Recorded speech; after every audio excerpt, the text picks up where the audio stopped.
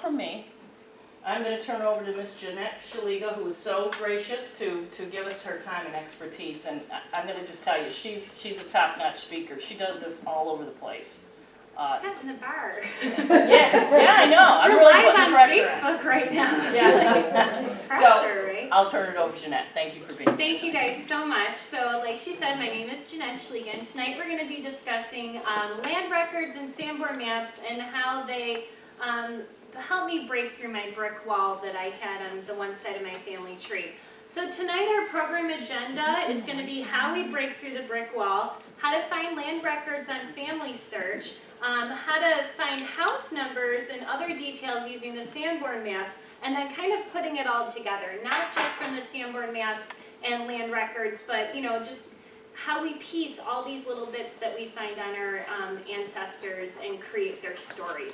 So it's a heavy presentation as far as there's a lot that I'm going to cover. Whoa. Too much? Okay, I was just wondering if we get it even better. So if you have any questions, please raise your hand. And on Facebook, if you have questions, Carol is monitoring your comments, so she should be able to get my attention, and we should hopefully be able to answer your questions.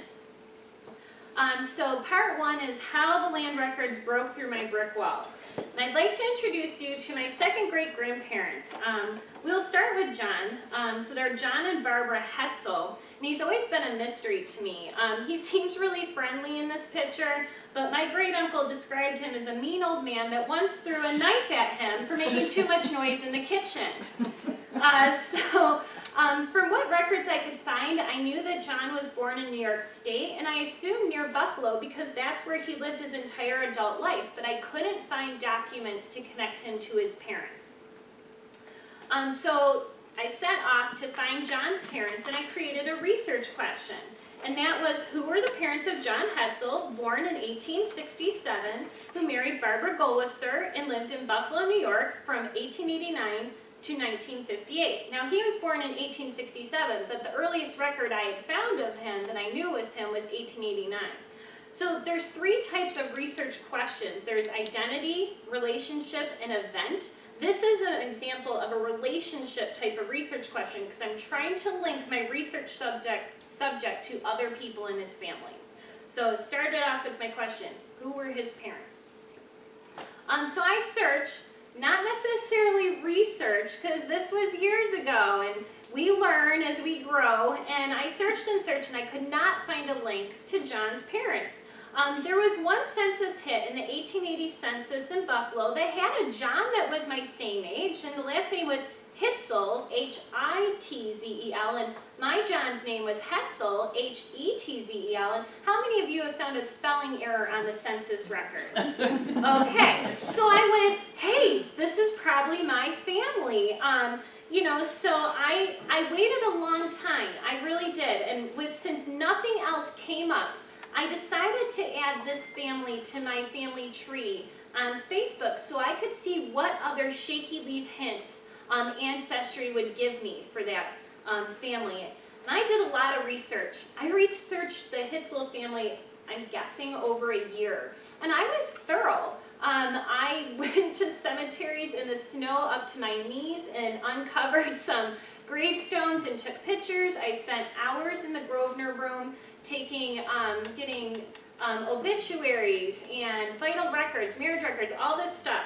But I could never find really this strong connection to my John that really made me believe this was my family. And it's so funny how we can desperately try to fit a square peg into a round hole. I made up this elaborate, fabrication. Well, my John became estranged from his family. So he changed his last name from Hitzel to Hetzel. I thank you for laughing. And that's why there's no records, because they didn't get along. That's how I justified myself. Please, I can't be the only one in here. Thank you. Okay, Carol's my friend. Okay, so I was growing as a genealogist. I was desperately trying to connect him, so all I knew was that he lived in Buffalo, and this census family was in Buffalo, and it's just one letter off on the last name, and the ages fit. But I wasn't really getting anywhere. So I started to think about what documents would list John's parents. So I decided to order his death certificate and his Social Security application. I didn't know it at the time, but I was actually starting to begin to follow the genealogical proof standard and conduct a reasonably exhaustive search and collect evidence that would help me answer my research question as to who his parents were.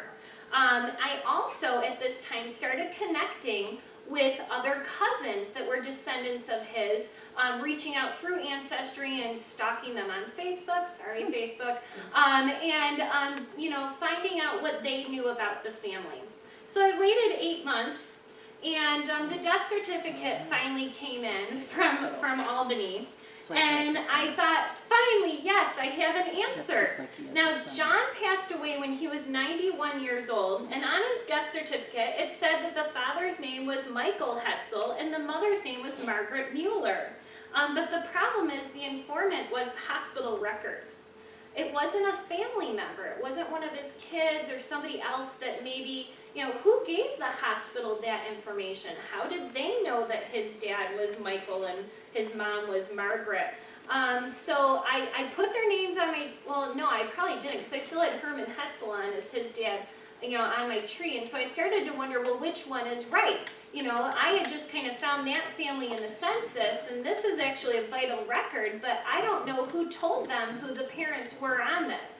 And I thought, well, maybe that Social Security application would help, because it would have actually been John that filled out that form, and it would have been, because he passed away in 1958, people applied for Social Security in 1937. It would have been 20 years prior, and so, I thought maybe this would answer my question.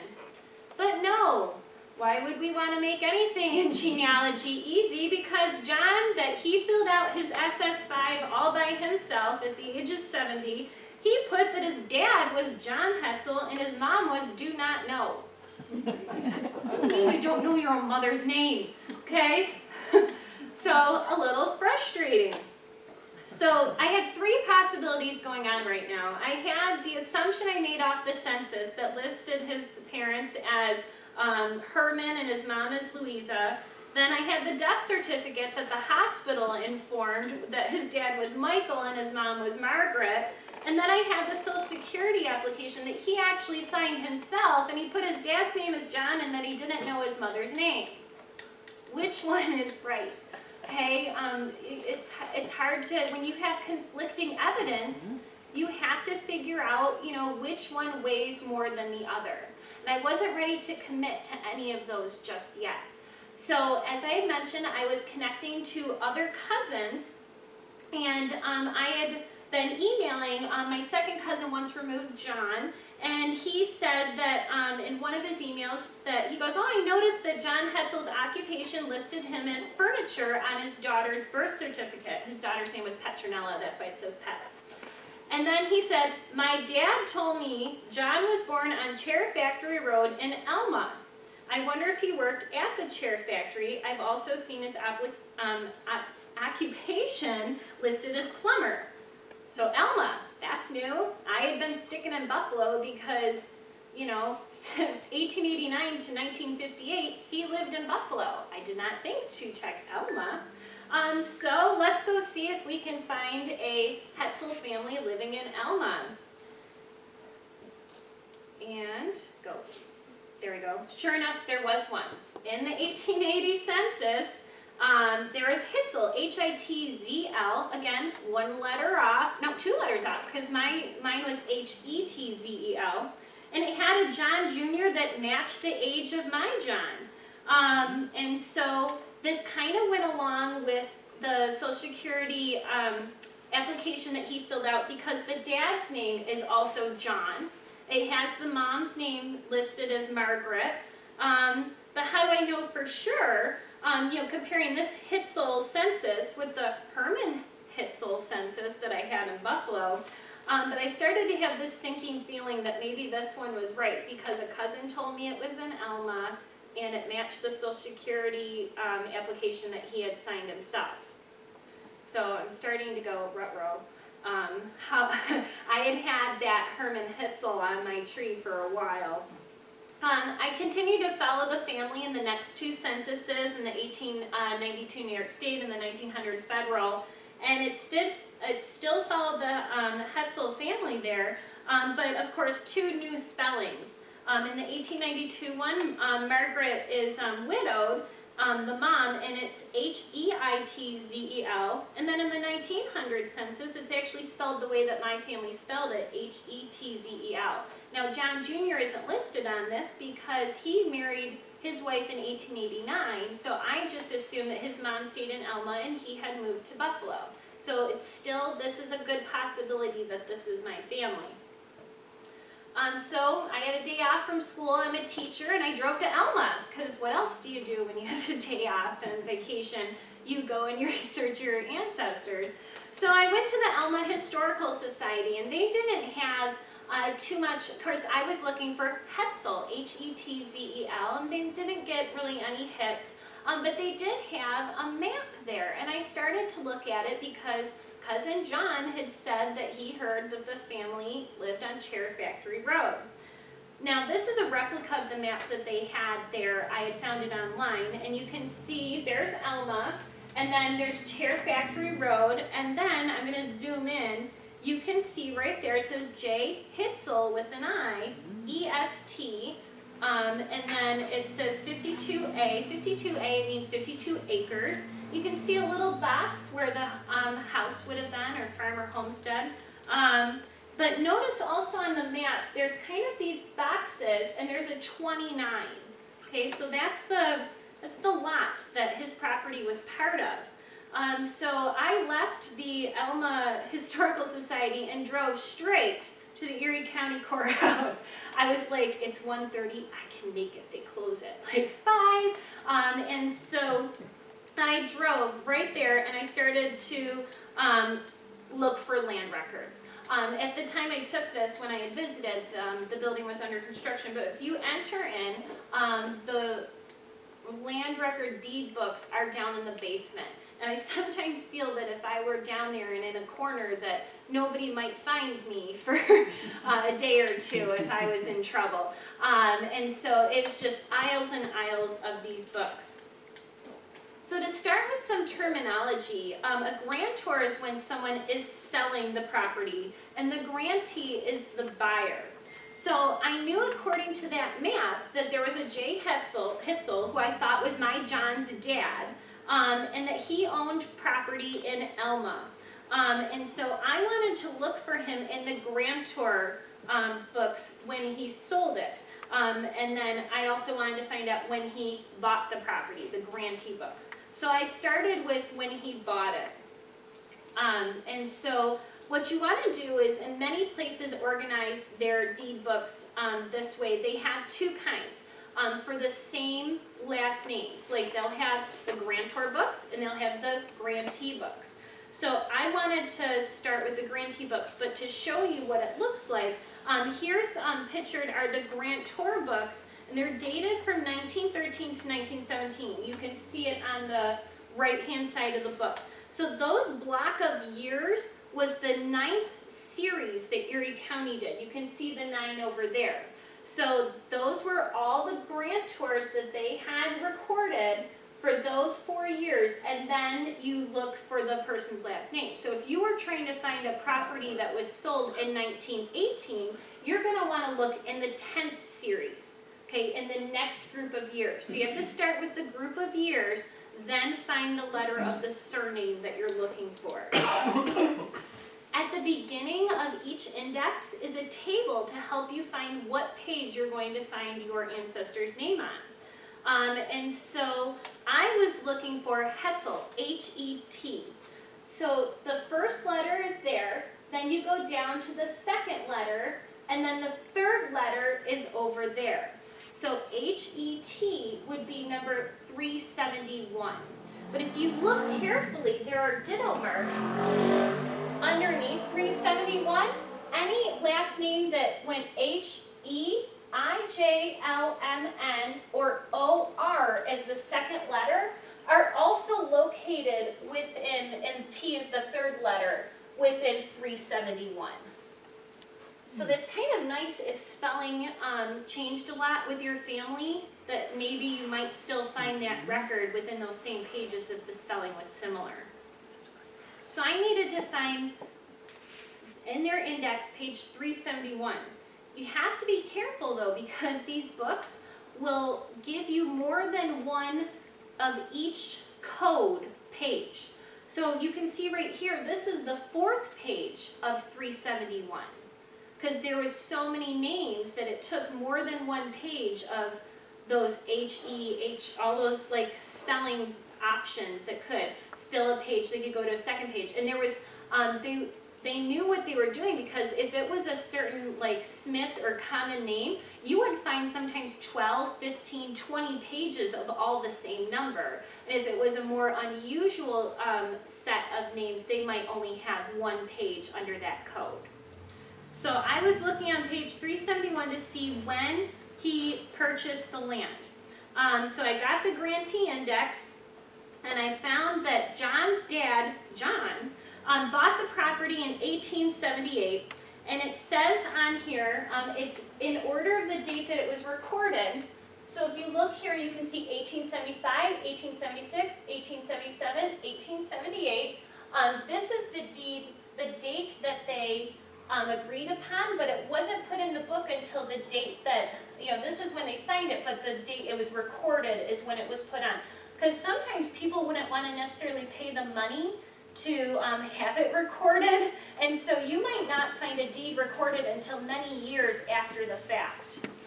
So my John Hetzel bought the property. He was the grantee from Frederick James, and it was recorded on book 344 on page 562, and it was signed April 1st, 1878, and it was recorded April 19th, 1878. And then there's a description of the land. It says 2910/6. So 29, where have we seen that before? On the map. So I was starting to get those like, well, this is getting good, right? I'm like, I think I found my guy.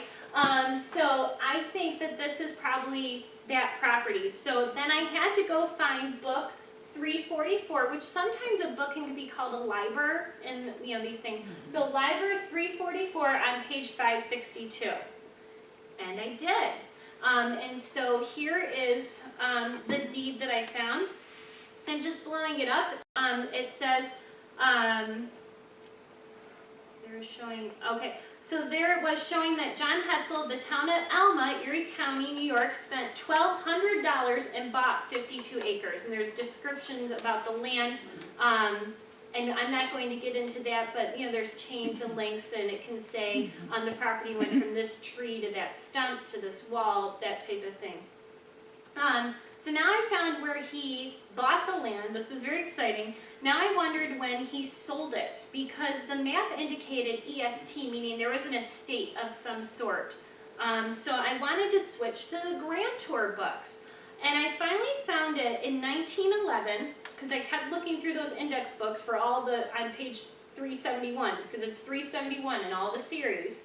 And I found this one where it said John Hetzel, and underneath it, Margaret Hetzel, HRS of, heirs of, and that they were selling the property to Kundigunda. Thank you, Flesky. And that it was recorded on Liber 1223 on page 506, and notice the description, it mentions that 2910/6 in Alma again. So this was definitely the property. So I went to that book, and I found this, and I know there was no way I could make this bigger, so I'll read to you what it says. Margaretha Kiefer, formerly Margaret Eckert of the town of Alden County, or the town of Alden, Erie County, and then John Hetzel and Barbara Hetzel, his wife of the city of Buffalo, hey, that's my ancestors, who together with Joseph Hetzel, unmarried, are the only heirs at law in the next of kin of John Hetzel and his wife, Margaret Hetzel, both deceased, also sometimes known as John Hetzel and Margaretha Hetzel, and John Hutzel and Margaretha Hutzel. It's explained, and I put it in red. In this one document, that the name was spelled these 3 ways. I would have never thought an O belonged there. We had seen I, we had seen E's, you know, mix up. I was like, what is that? I was like, but I knew it was my family. It mentioned John and Barbara of the city of Buffalo. And it was in Alma, and the cousin told me that they lived on Cherry Creek. Everything was lining up. So I kind of knew that this was my family and that I had made a mistake when I had connected Herman to my tree off the census. And so I had to delete him. And that was a little painful. I had spent a lot of time on Herman and his family. That looks like you. And thank you, yes. And it was hard. I had done a lot of research, and it was good research. I had found obituaries and headstones and vital records on a family that wasn't mine. You know, Krista Cowan, on all of her barefoot genealogies on YouTube, she always closes with, have fun climbing your family tree. And she's talked about that a couple of times, about how using good research techniques will help you just make sure that you have your ancestors and not somebody else's. And had I known now, or had I known then what I know now, there was a couple different ways I could have done this. I could have done like a quick and dirty tree. I could have made a private tree and then put John and Herman on there as his dad and see what leaves could have given me hints for, and I could have traced it without affecting other people that connected to me, because years later to this day, there are people that still have Herman as John's dad on there, and that's my fault, and I'm sorry, but there's no way I can, fix the past. I just have to learn from it and going forward to try to not make these mistakes. And what's nice is Ancestry just this past February launched their beta of the My Tree tags. And now if you don't want to start a private tree and do that, you can tag a person, say, hey, this is a hypothesis, or this person is unverified. And at least then if somebody connects to you, you can be like, well, I tried to tell you, that type of thing. So, I got rid of Herman. But just going back to the deed for a second, I just want to look at all the genealogical information that was in that paragraph. I got the daughter's name and her, she was married twice. So she was Margarita Kiefer and Eckert, and that she lived in the town of Alden. I got my second great-grandparents, John and Barbara, his wife in the city of Buffalo, and how it was spelled. I had that they had another sibling, Joseph, and that he was unmarried. And that they're the only heirs that are still alive, meaning that there might have been other brothers and sisters, which I know there were from the census, that they didn't list because they're not alive. So they were predeceased prior to this time that this property was sold. So I now I knew that they died before 1911. The next one is that, that they're the next of kin, and they give the names, and then the also known as, the other spellings. And it was all in this one land record. I would have never spelled Hetzel, H-E-T-Z-E-L, with an O. It just would not have occurred to me. So when we were looking through all of these records, these were all the different spellings, and how they signed the document at the bottom of this land when they were selling it was H-O-E-T-Z-L. So I started to wonder, if they sold their property, what if there's probate records? And the reason why I couldn't find them is because I was looking for Hetzel, H-E-T-Z-E-L. What if there's some documents under H-O? And so I did. I went to Family Search, and they have probate records microfilmed on there, and I found the probate for John's dad, John, the one that owned the property in Elma, and he died in 1882, and this is the only record I have of his death because Elma didn't start keeping deaths until 1883. And so because the land record told me how to spell his last name, I was able to find his probate, which gave me his death date.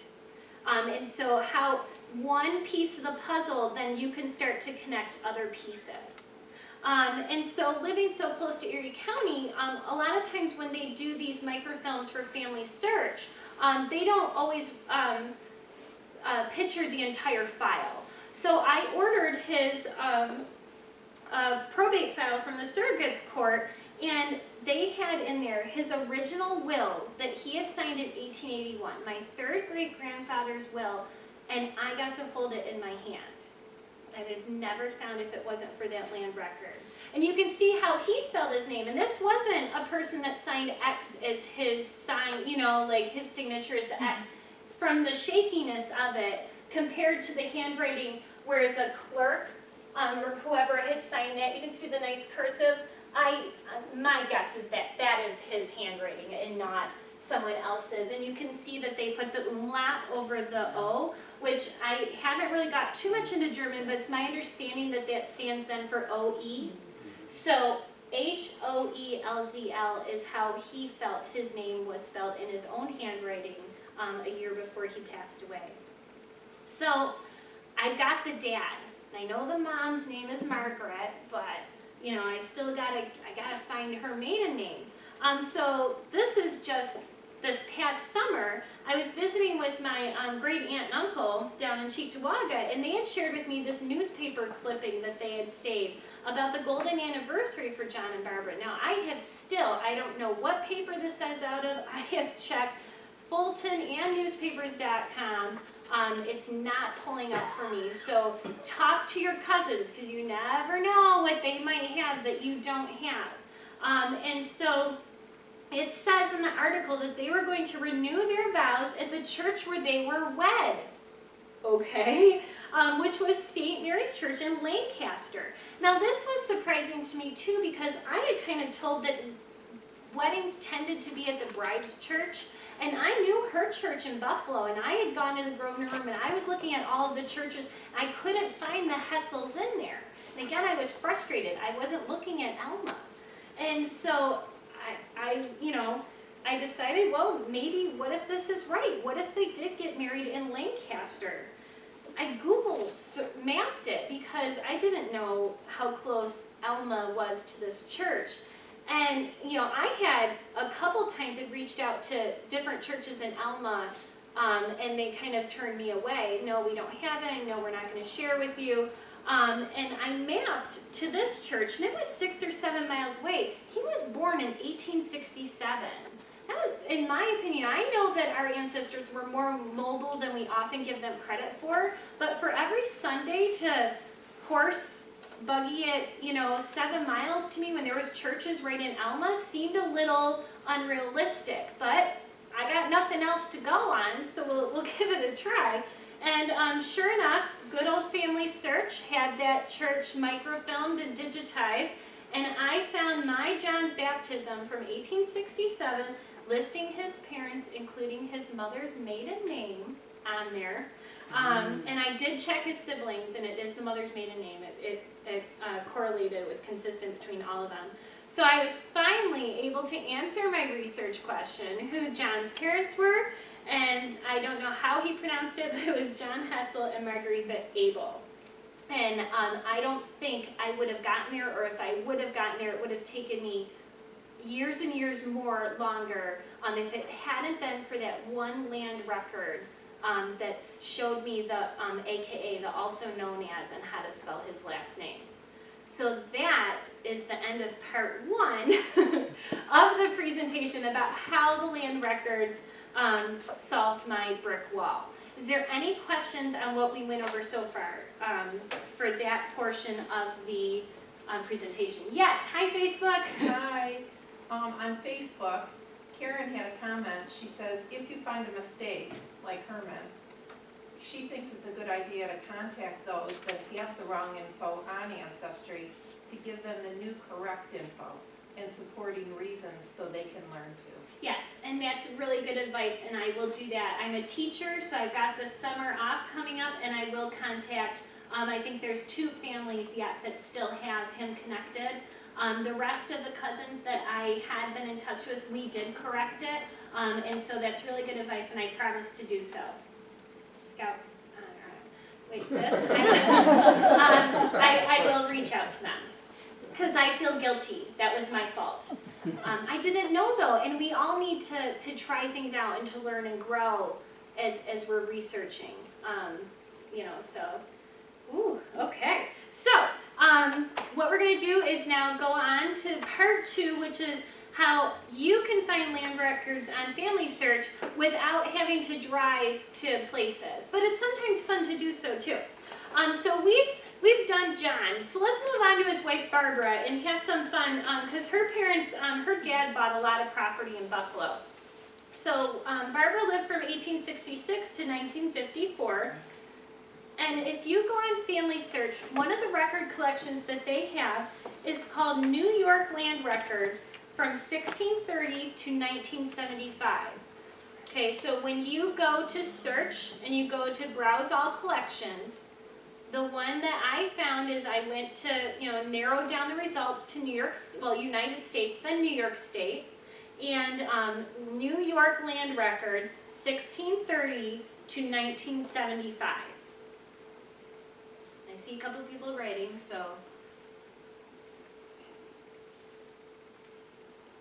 All right, so within that collection, they have over 8 million images.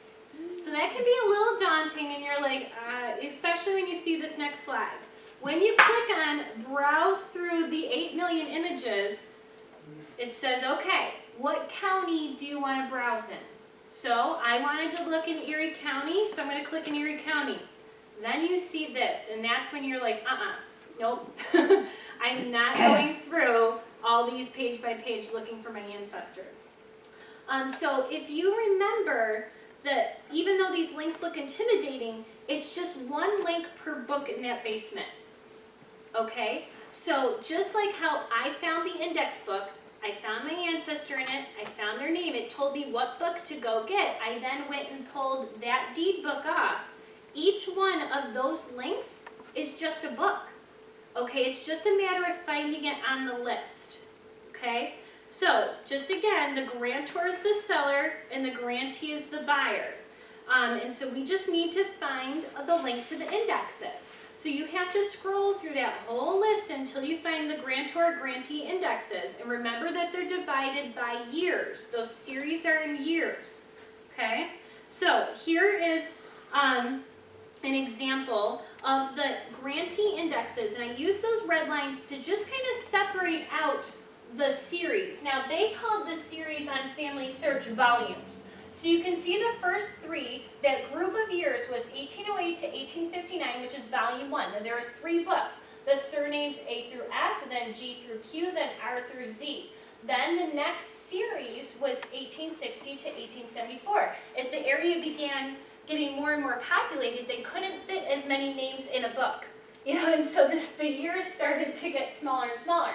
And then they had another one, and unfortunately you can see it's not exactly complete on Family Search because the next one, the one that's in Series 3, is only the letters Q through Z.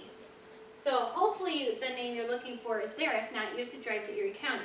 So let's look up a sample one.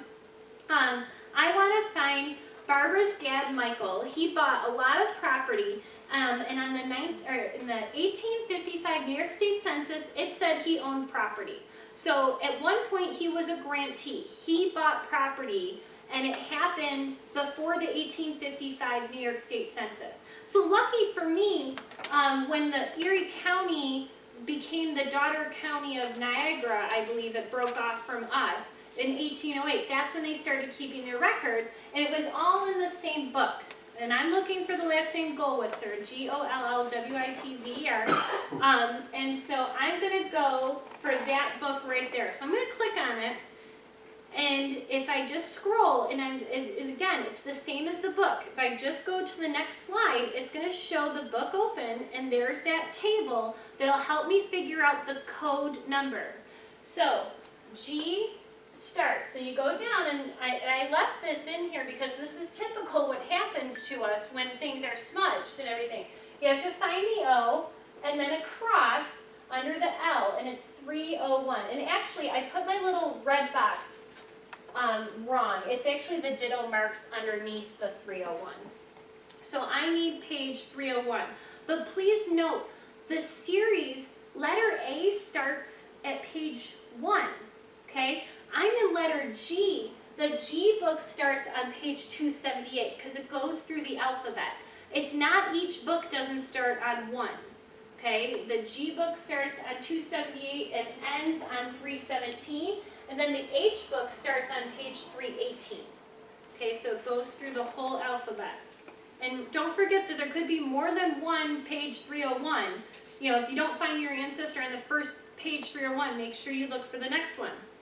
So, when Family Search took this book and they took a picture of every single page, okay, that they did, there was 906 images that they took from that one book.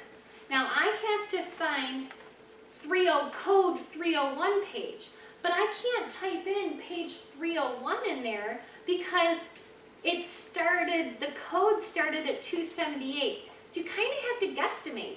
Kind of go, well, all right, if I know this is, in this microfilm, the letters are G to Q, but I need, it's in the G, so that's going to be in the G, H, I, J, K, L, M, N, O, P. You know, okay, so there's like 12 letters. I'm going to want to be earlier in the 900, you know, earlier. I'm not going to be closer to 900, I'm going to be closer to 1. And so you start kind of going. And so you kind of type in, you know, random, we'll try page 25 and see what the code is there. And if you're like at 299, you're like, oh, I hit it really close. I just need to get to code number 301 and then find it. I found it on 301. It was image 59 out of the 906. Okay, so that's where I found my Michael, where he bought property. And this book was typed, and it said, check out Liber page 98, or Liber book 98 on page 406.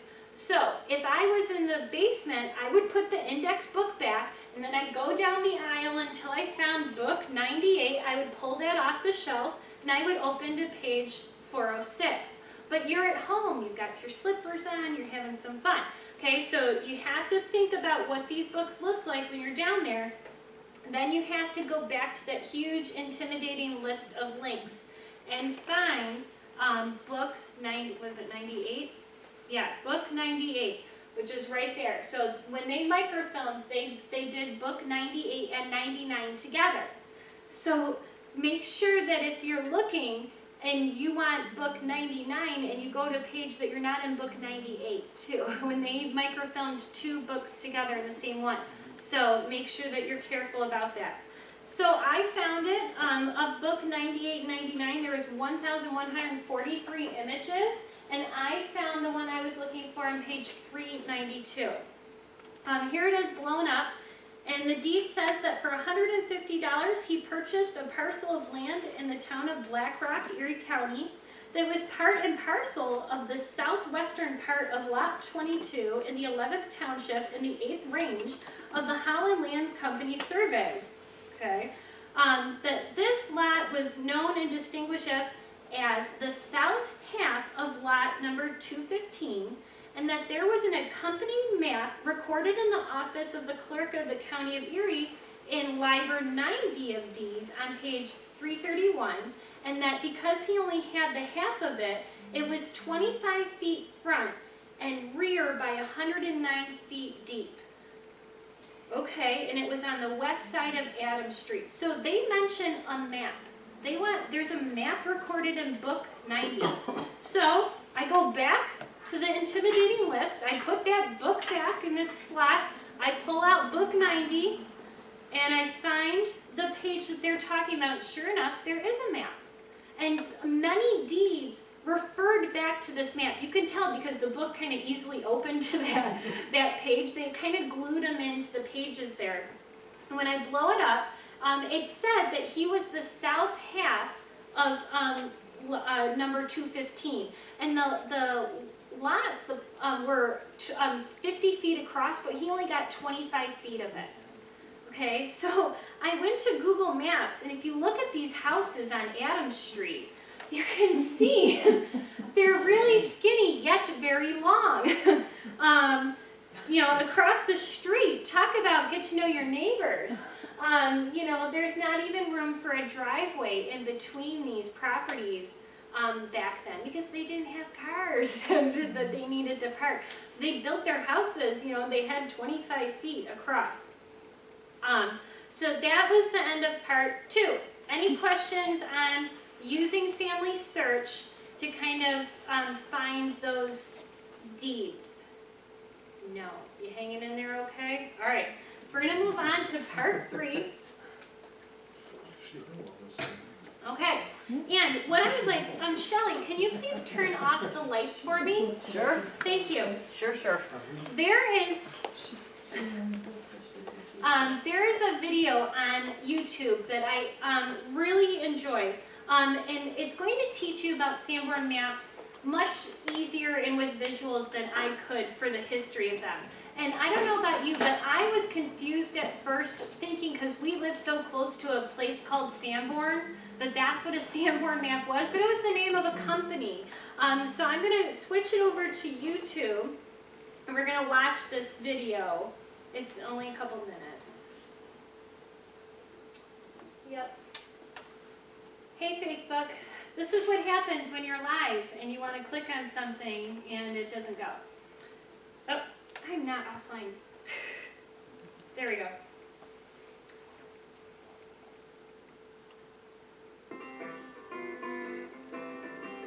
When you look at those maps, you start to ask yourself, what was life like at that time?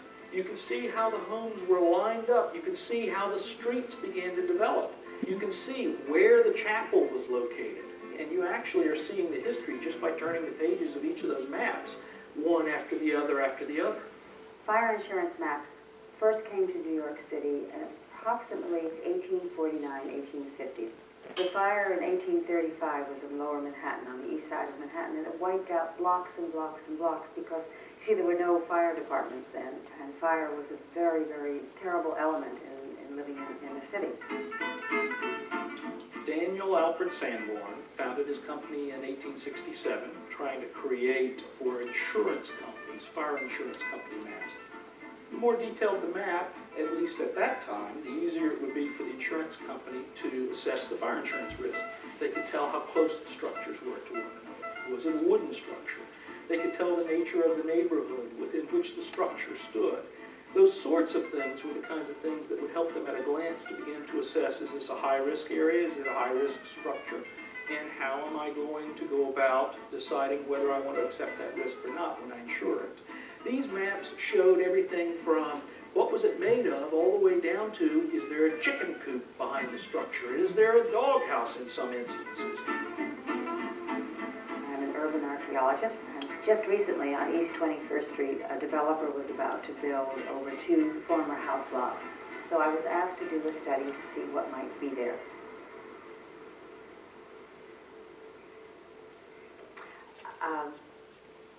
This is the block of my concern right here.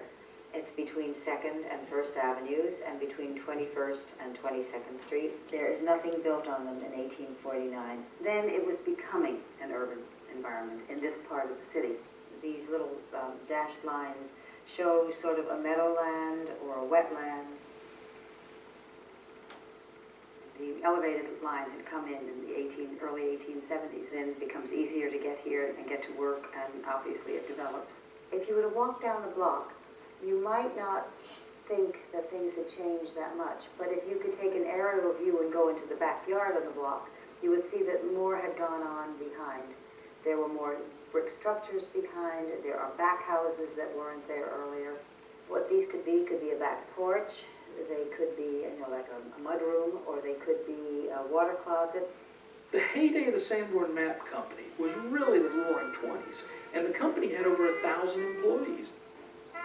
I started working for Sanborn Map Company in 1945.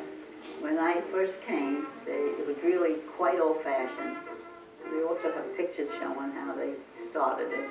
We had maybe 15 different departments, a finishing department, pasting department, drafting department, surveyor's department. The Sanborn Walk was an intentionally measured pace. It was intended to be about 30 inches. It was considered astonishingly accurate. There were reporters, they had been shot at by smugglers who didn't understand why somebody would be sketching their particular shack at the time. There were a lot of stories about them being picked up during wartime as potential spies. This is the 1920 Sanborn, after it's been pasted up to update it to 1956. This is when all the paste ups come in, the pages get thinner, and any changes are shown with these pasted on pieces of paper. The interesting thing here is that the two lots have not changed. They're still brick dwellings. Many of these earlier brick structures, the dwellings have been replaced. This is now an 8-story apartment building. There's a garage behind it or below it, and of course there are the other garages. The block has changed. By the 1950s, fire insurance companies were learning other and different ways, really, to assess fire risk at that time, and they were beginning to move away from those maps. When they came up and they said to everyone in the department, put down your brushes and you can go home because we're now closed. Nobody would get up and leave. They finally had to pull them out of the chairs because nobody wanted to leave. They had worked here so many years and they loved it so much. Around 2003, corporate headquarters was relocated to Colorado Springs. We have offices throughout the country, from Portland, Oregon, Ann Arbor, Michigan, St. Louis, Charlotte. Recently, Sanborn Map has done aerial photography and planimetric mapping for New York City. We work with satellite imagery. We do a lot of classification.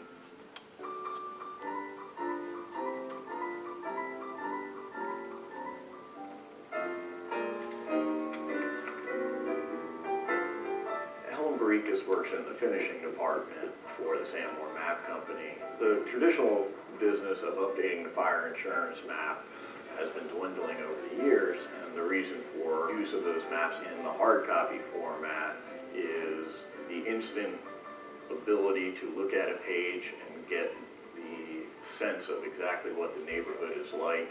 I don't like black and white, I like color. That's it. And I think everybody feels the same thing, the same way, that they like to have it in color. You are discovering something and seeing something that you may never have thought of, seeing something that no one might ever have thought that you'd be interested in, and it is extremely exciting. Okay, Sheliga.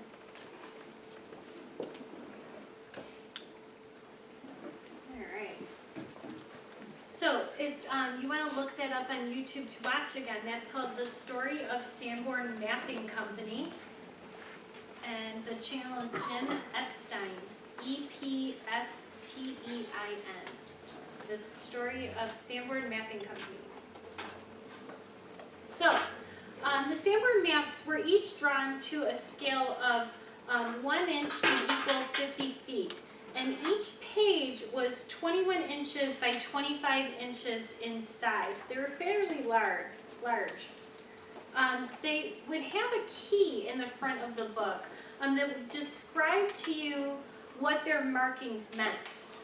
So kind of to blow up, they would use different colors to show what the building was made out of. So if it was, a stone building, it would be colored in blue. If it was red, that would be brick.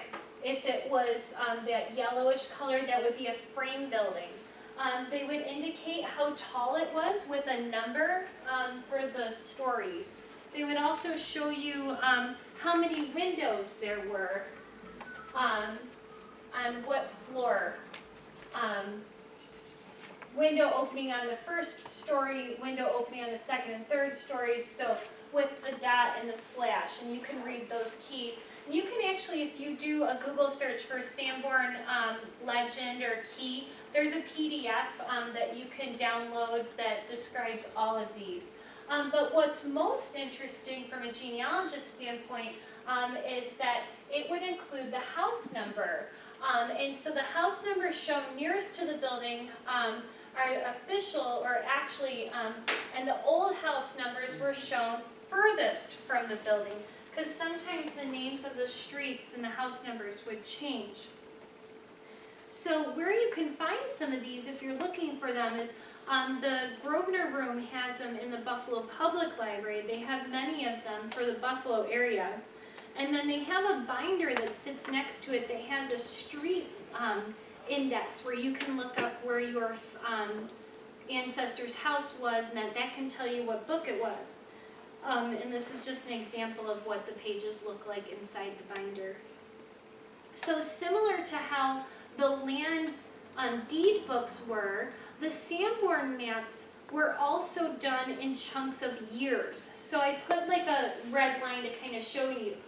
So the first set of years they had was they published the book in 1881, but they continued to make corrections up to 1888. And what they mentioned in that video is that they would then send pasted things, on pages to paste the changes on. Then the next group of years that the Buffalo Public Library has, this volume set, is 1899, and then it was corrected up to 1914. And then there was another set, and they have more years available other than that. But that'll help you kind of understand what you're looking at. You look at the chunk of years. So here's what it looks like when you pull it off the shelf. And then when you open it up, this is plate number 167, and that's what they called the pages. And then you can see around the edges, the numbers, 164, 65, 66, 63, I would then that was page 167. If I wanted to see the next block over, you just turn it to plate 165. Or if you wanted to see this block down there, you would turn to plate 163. I keep blinding myself. So if you're looking at, in the deed book, at that description, we looked at that one in Elma a lot that said 29. Well, when you're in the city, sometimes they would describe a little bit more. And you can see Barbara Hetzel, and then at the end it said Smith, 107 South William. And so the description was saying it was 107 feet from William Street onto Smith. Their property was the 842. So Sanborn Maps can help you identify the house number. Next door was her sister. She lived at 838 Smith Street. The house is gone now, but I found a picture of it in a newspaper article on Fulton as Barbara's sister was renting to a gentleman that lived upstairs that murdered his daughter. And so there was a mob of people that were very upset to take him to the police station. You can see the people standing outside. But so looking at the front of the house and then comparing it to the map, okay, so you can see, and if you look carefully, how close the properties are. This is 838. Do you see the side of the house that was right next door to it? Then my family lived at 842, and that, I believe, is the side of their house in that picture. So they were making corrections. Here's those two properties. The first one is 1899, corrected to 1914, and then the next book that they had in the Grosvenor room was the one that was published in 1926 to 1961. So when they published that one in 1926, the house at 838 was there, but they talked about pasting and making corrections. You can see as they pasted on top that the house was torn down. You can still see the outline of it bleeding through the paper, that you can see what the property looks like. And in 1899, if you look towards the back, there's nothing there. But when they published this in 1926, there was a box there with an A. A stood for auto. They had a garage. And I wouldn't have known that on that one. I mentioned about the height of the houses. They show the stories. This dotted means that that was a porch. So 1-story porch. This dwelling, D, is 2 stories, and then it goes back. It was 1.5, which isn't indicated on here. And then they had a garage in the back of their home. So you can kind of get an idea of the layout of the house. As I was looking through probate records, after Barbara and John passed away, one of their children wanted to buy the property from his siblings, and so they needed to have the property assessed to determine its value so that he could then give the portions to his siblings. And included in it were pictures, and the house is gone now. It's the only place I've seen pictures of that property. Go get the original probate records. As I'm looking at this, so this is 842 Smith. And on the Sanborn map, you can see that this property on William that went to this way, that they had a concrete block garage, A for auto. And then that was right next door to my ancestor's property. And then look at the picture that was done for the appraisal. You can see the garage right next to it. Then looking at the other picture that was included in the assessment, when you're comparing this picture, and then you're looking at it from this angle, the front half, and they didn't, I think that one means that this whole section was 1 story, and then that this was 2. Look at the house, and then see how it drops down, and then you can see the rest of it behind at the very edge of the picture. Like this over here, right here, was the 1-story portion of the house behind the 2-story.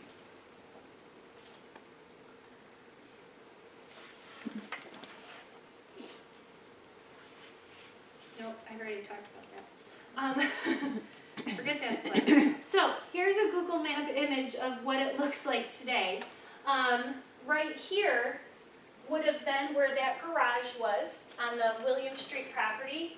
Here was where 842 was. They made a driveway in between. There's 838 and then there's 834 because both my ancestors' houses are gone. It's now used for storing a boat. So it's kind of fascinating when you look. And these properties were 30 feet wide and 109 feet deep, I think. And you can see across the street, just like on that property on Adams, how skinny and long these houses were. Somebody told me they were called shotgun houses. Is that correct? These properties. So the Sanborn Maps are a really great tool to help us create a picture of what the businesses and what the homes were like that our families lived in. They can help confirm what pictures are taken and help you put numbers of the properties to the house. So you don't just always have to go to a library to find them. The Library of Congress is working on digitizing the Sanborn Maps. It is not going quickly. The last I checked, ours were not. They're listed that Sanborn Maps existed for our area, but they're not online yet. I think Lockport is. Lockport is. Yeah. On the Library of Congress? Yes. Right there. Yep. There you go. Yep. So in the Niagara County, they did do Sanborn Maps for Lockport, Niagara Falls, and North Tonawanda. They also did them for Barker, Gasport, LaSalle, Lewiston, Newfane, Middleport, Ransomville, Wilson, and Youngstown, according to the Library of Congress. Now, the last time I checked, this is for Lockport. It just said not available online yet. So maybe that's been updated since I last looked. So go to the Library of Congress and see if they've been working on what they've been doing. Another place that you can go, now I had said I drove to Buffalo because that's where my ancestors live. I went to the Buffalo Public Library. For $20, you can get a library card to them, and part of their digital collections allows you to browse Sanborn Maps all across New York State. And so I paid $20 for a 6-month, and when you pull down the drop down, you can see the list, and this is just the A's and B's of Sanborn Maps that they have. Unfortunately, though, the ones that have been digitized are all in black and white. So you can see that's the picture that I took of plate 167. That's the one that's online. Now it'll still tell you the height of the buildings and everything like that, but you won't get the color. You won't know if it was a brick structure or a frame dwelling and things like that. But if it's that's the only way you can get it without driving to somewhere, then it might be a good option. They also have them at the Niagara County Historian's Office. There's Craig showing me what they have, and the Buffalo History Museum has them. And I think I want to say the Lockport Library might even have some too. They're around, you just have to ask. So, Do we know which ones they have? He told me, I don't remember. He doesn't, they don't have all of them. I wanna say they have Ransomville for some strange reason, and probably some from Lockport. They're open Wednesdays, Thursdays, and Fridays, so you can give them a call, shoot them an email, or drop in and ask. So, part 4, putting it all together. So I'm going to show you examples of how I use multiple different resources to help me paint a picture about where my ancestors lived, that John and Barbara. Okay, so Barbara's father, Michael, bought 5 properties in 1868. I don't know why. Maybe he wanted some rental properties, or maybe he thought that this would be inheritance for his kids. I'm not sure. But the deed only told me their lot and block. They did not give me the address. So it referenced a map. You know, it told me, hey, this is on that book, on that page, just like I showed you before. So I went and found the map. And so now I'm looking at the streets, and I see the numbers, and the name of the street was on the other side. I'm sorry that it's cut off. But again, I don't know the actual house. I don't know the names. This is what I was able to figure out on the 5 properties that he purchased. I put yellow marks across, or boxes around them. So I kind of know where they were, and if you ever driven down the road using Google Maps, I tried to count houses and where I saw patches of green that I thought probably was a house at one point. And I knew that these were 30 feet wide. And I took my best guess. But then, if you use a Sanborn map, and I apply that there, I now have the house numbers, because that Sanborn Maps included the house numbers. So now I knew that Lot 6 and Block 25 was that 838 Smith Street where the murder happened. You know, my ancestors lived in Lot 5 and Block 25, which is the 842 Smith. So by putting those 2 pieces together, I now have the street addresses, which please use street addresses when you're searching in newspapers on Fulton to see what else comes up on your family. Because if the newspapers, if the OCR can't pick out your family's name, they might be able to pick out the street address. And if you can get the street address based off the land records and then using the Sanborn Maps, you could uncover some interesting information, like that murder. So the house was bought in 1868 where John and Barbara lived. And my family lived there into 1960s. I found a newspaper article that my dad lived there when he was born. Had no idea.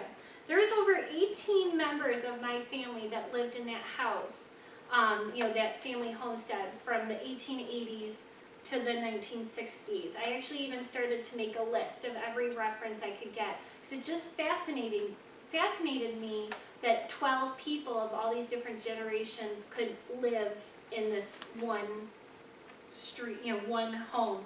And so there's John and Barbara looking so sweet with the flowered wallpaper and the drapes, taken at that home.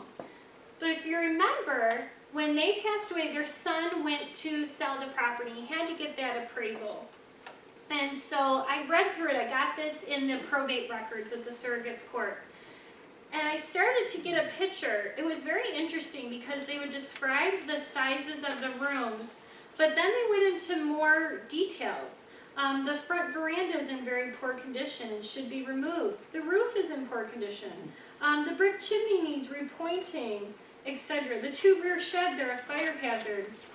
The other assessor said the roof in the front part of the house is covered with asphalt shingles, and the rest of the house is covered with roll roofing. Both roofs have leaked, causing the plasters to fall. The lower floor is heated in part, just kind of that, it was bad. It was really bad. The electrical wiring in the house is in accord with the requirements of 30 years ago. And some of the rooms have center fixtures, have to be used with pull chains. The later wiring was self-installed. And then his final notes were, I've taken note that there seems to be no I don't want to hurt Mr. Hetzel's feelings. It's his home, but this is a house which has been there for 90 years or more, and which has been thoroughly neglected, aside from the things that Mr. Hetzel has done to the home to hold it together. So that's a picture of my dad, and now I maybe know why he's so upset, because he was living in a house that was being held together very poorly. And so then when I look at John and Barbara one final time, and they talked about in the appraisal about how some of the rooms were so cluttered that they couldn't be lived in. And here I just see them, look, they're smiling. I don't know why Uncle Lester said that John threw a knife at him once. They always look so happy in the pictures. And then I start to look behind the picture, behind them. See all the junk? See the mess? And it started really to make me understand maybe a little bit more about my family, and to draw that picture and to color it, and to not just have the dates that they were, married and that they died, but a little bit more on how they lived. And I found all of that just because, it led from the land record, unlocking all of that other stuff. If you have questions, you can of course talk to me after. We had another presentation a couple of years ago on land records that Jim Lawson did that is on our YouTube channel. And also Niagara has a locating your roots, discover your ancestors using land records. And this can describe more in details about how the properties are described and things like that, which I did not get to in my presentation. Does anyone have any questions? Yes. Just a comment. There's a website. It's called historicaerials.com, and they have aerial photographs and topography maps. You can put in an address, and it'll give you a picture. And some of them are really old. Yeah. Historical what? Any, Historical aerials. Thank you. any AER. questions from Facebook? Yes, actually. First, M says, so how broad of an area does Sanborn cover? And she had no idea that they weren't with Sanborn near us in Niagara Yeah, County. I didn't know for a while either. Sanborn Maps are in almost all of the populated places in the United States, from my understanding. I'm sure there's probably a Wikipedia page about the country that might get into that too, but they're certainly all over New York State. Any other questions? Yes? How free is the access to some of these things? For which Family Search is completely free. You just have to create a free account. The Library of Congress is free. Going to the public library is free. The only one that would cost money in this is if you wanted to get a card to libraries that subscribe to that website where you can look at the Sanborn Maps online that are black and white. Well, what I actually meant was how easy is it to get into these things? Do they give you free access? Not free money-wise, but free access. Like if I went to, for example, Niagara County historian, would she or he give me what I was looking for without, because usually they don't want you to poke through things with your bare hands. They would bring it out to you. Mm-hmm. You wouldn't be allowed to go into the back room and go through the map drawer, but if you tell them what you're looking for, they would bring it out to you and help you with it. And the county would be, the county clerk's office, they have records too. All the land record, so across the street over there, it's just like the Buffalo ones that I saw. They have the index books, and then all the deed books on the walls. They have a wall of maps. And they even have their digitized collection, I think, up to 1971. Like, you don't even have to go to the Grantor or the Grantee Books. You can type the name you're looking for in the computer and then just hit print. Now that was the issue. I didn't know how to look it up on the computer. Mm-hmm. Well, they have people at the counter there that can help you. They were busy that day. Yeah. Any other questions? Yes? How accessible is probate? If you're not sure you're a relative, can you just go and look and they're gonna allow you to look at someone's will? I haven't been turned away from anyone. Okay. I've done most of mine in Buffalo, but I have looked at probate in other areas, including Pennsylvania. Okay. And sometimes, though, you have to order it ahead of time because they're stored off-site. they don't have it right then and there for you. So call ahead to ask Neoli before you make a trip. But again, the Family Search has many of the probate books, just like they have the land books, digitized on there. And I know Buffalo has the 1970, I want to say one again, to present, all on the computer. You just type in the name and hit print, and you have to pay like 25 cents a copy. But you don't even have to request it from off, because they already have it digitized there. That's freedom of information. We're allowed to look at these things. Okay. Have you been to the Niagara County ones? I have. A little bit, yeah. Yeah, because they're, I mean, I was there just a few years ago, but that actually is nice because you can go, they have a few computers right out there, and it's an index. So you go in there and say, oh, my name, John Smith. Boom, John Smith stuff comes up and you start seeing, and it gives you, I think, the years that, I think birth, death, or things like that. So, and then you take that print out. I think you can print it, and then you take it to the. No, you fill out a little form, and then you take it to the desk, and they go get it for you. They go actually get the record. Now, it used to be a long time ago. You went down into the bowels of the. They don't let you do that anymore. But so they go get it for you. So as long as you can bring that little index piece with you, Sometimes they go get it for you. Sometimes it's a couple of days. I've had it take a week or so, but they'll. Yeah, and then they'll they call you. They'll call you and your say, "Hey, it's record's ready. Come on It's- down." Is that your probate? This is the county clerk's This is office. right across No, the that's the street. probate office. Probate office, right across the street. Just down in the basement. Yep. Across the street from here? Well, Yeah, Kitty, I mean, when I say across the Yeah, street, the okay. county Yeah. courthouse, Niagara County County courthouse. Courthouse. Yeah. But it's downstairs in the basement. Okay. Well, I hope you guys enjoyed it. I hope you have some refreshments. Oh, yes, Carol? I have one more comment Yes. on Facebook. Doug Williams is on. Hi, Doug. From Palatine, Illinois. He says, I love Sanborn Maps.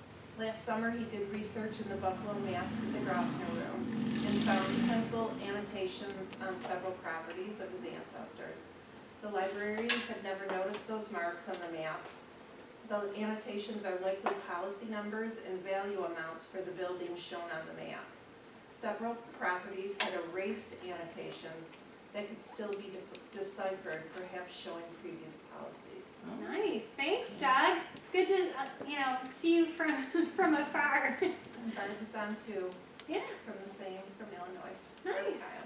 Oh, wow. She must be at that conference. So thank you guys all very much for coming.